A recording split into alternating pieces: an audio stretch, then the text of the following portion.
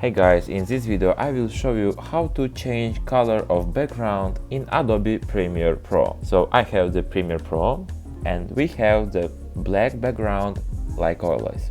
But for example, we want to change this color to green. So how to do it? Let's go to Project panel, press the New Item button and then choose the color matte. We have the same settings like the sequence settings and press the OK button.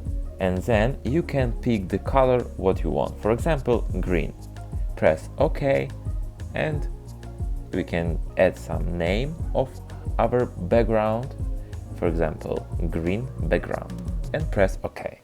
After that, this green background drag to the timeline. And that's all, we have green background.